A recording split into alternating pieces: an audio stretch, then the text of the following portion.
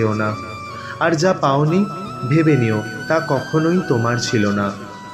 জীবনের টাকা কম ইনকাম করলেও নিজের প্রতি সৎ থাকো, এতে তোমার কুড়ে ঘরেও শান্তির ঘুম হবে। পিতামাতার সেবায় যে পূর্ণ অর্জন হয় সেটা সমস্ত তীর্থস্থান ঘুরেও অর্জন করা যায় না। ঝগড়া করার পর যে ব্যক্তি প্রথমে কথা বলতে আসে সে কখনো নির্লজ্জ হয় না, তার কাছে সম্পর্কের মূল্য অনেক বেশি। যদি ভগবানের স্থান মন্দিরে হয় তাহলে বাবা মার স্থান বৃদ্ধাশ্রমে কেন?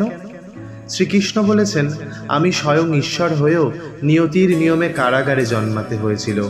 তাই জন্ম কখনোই মানুষের পরিচয় হতে পারে না। কর্মের দ্বারা সকল প্রাণীর পরিচয় তৈরি হয়। অহংকার আর হিংসা ত্যাগ করো, কারণ তুমি এই পৃথিবীর অতিথি, মালিক নয়। সময় পেলে শ্মশান থেকে ঘুরে আসুন, দেখবেন কত অহংকার ছাই হয়ে আছে।